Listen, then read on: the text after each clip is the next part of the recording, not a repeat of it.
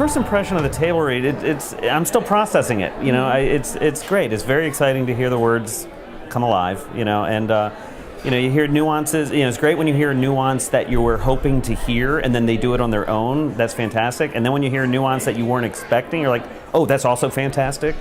You know, and you know, you get a lot about the nature of the choices you make as a writer, but then the choices they make as an actor can frequently be different, and it adds a lot to it. And it's just, it's pretty. It's great. After hearing it read, you know, I'm still figuring out what I want to do, but there are certain lines that I know I want to cut. There are certain scenes I want to rework a little bit, and you know, but also there's certain scenes that I know I'm going to be sticking to my guns on because they worked really well. You know, and so there's always something you want to change, but this helped to, you know, make me make some more, I guess, educated decisions, I hope. As far as characters and the which ones I want to keep or condense or whatever, I'm still going to figure that out. But I found like some of the characters had very strong agendas that came through, and others were a bit wishy-washy, and that's on me, you know. And so I wanted to either strengthen their agenda or find a way to just diminish their role a little bit more. Oh God, you know, it's funny because when I was a kid, I remember being in 5th grade. And there was some school assignment, and I was writing prose, and I used the word plummeted. The airplane plummeted to the sky, you know, to the ground. It was a plane crash, you know.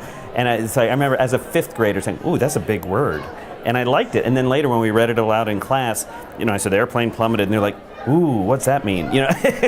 And there was something about that. I just had a love of words early, and I've always been writing in some form or another. It turned into movie writing, and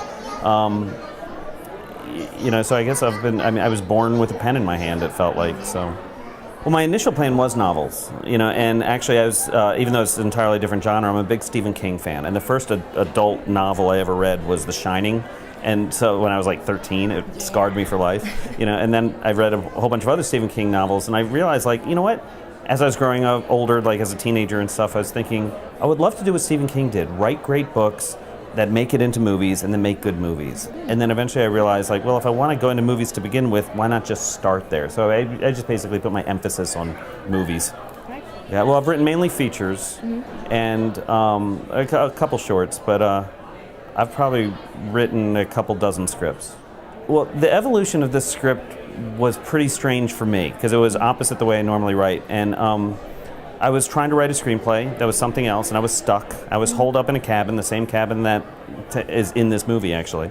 And I was holed up in this cabin trying to make a screenplay work, and it wasn't going anywhere. And I was working for days with no progress, and I was stuck. So I gave myself an exercise, and I said, I'm just going to turn off my brain, I'm going to turn on the computer, and just see what comes out. And the first scene in this movie is what came out.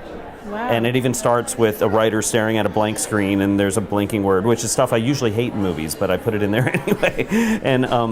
And so at the end of that scene, I was like, wow, I sort of like that. What might happen next? And then I thought of this character, and then I moved on, and the story of Jen started coming alive. And it was just one scene after another, and it was not an old idea that was stuck in my head. It was just, I allowed the scene to create the next scene.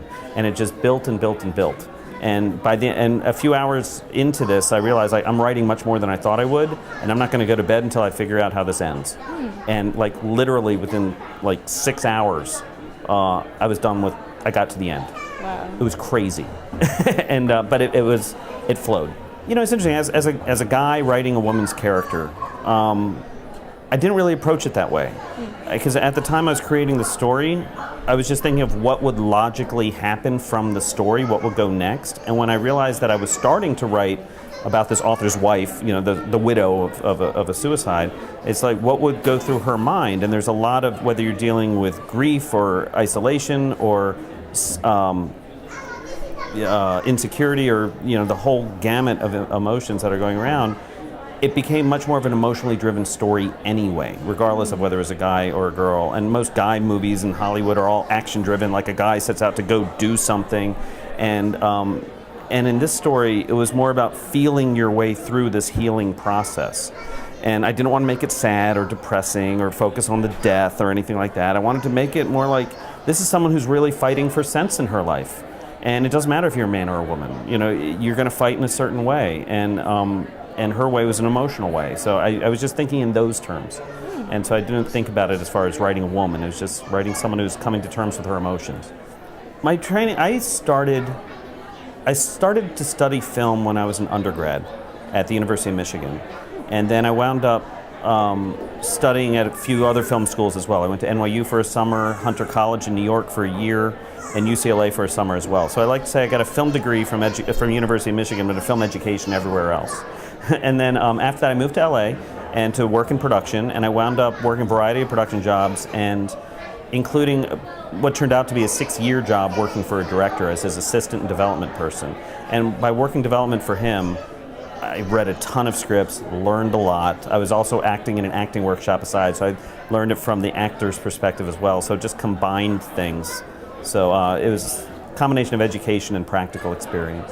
Well, other than the table read, I've blocked everything else out. I don't know. No, at the Austin Festival, I mean, this I've never been here before at the Austin Film Festival, and it's fantastic. I mean, they celebrate screenwriting rather than just treat it like an afterthought or a secondary issue with filmmaking. It's actually the core of filmmaking here at this festival, and it's fantastic because every panel, every film, every aspect of it is a strong writer core to it, and you can meet seasoned Hollywood professionals or emerging writers, and everyone's on the same level, and we're all just celebrating the craft of screenwriting. So I'm just in like a writer's haze right now. Like, oh, look at me, I'm so happy.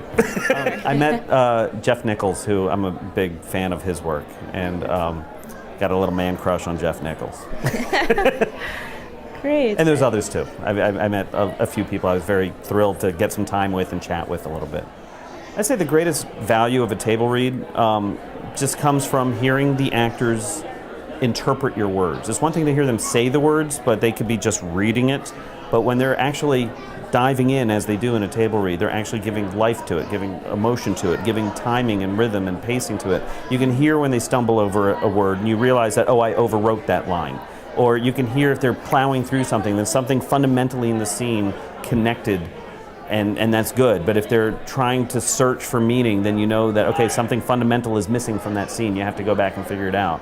So for me, I get a lot of pacing and rhythm and choices really come clear after hearing the actors perform it.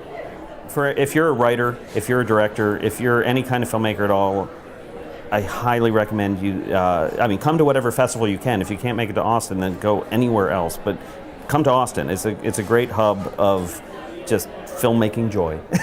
But if you have the opportunity to table read your screenplays, absolutely do. And so thank you for giving me this opportunity too.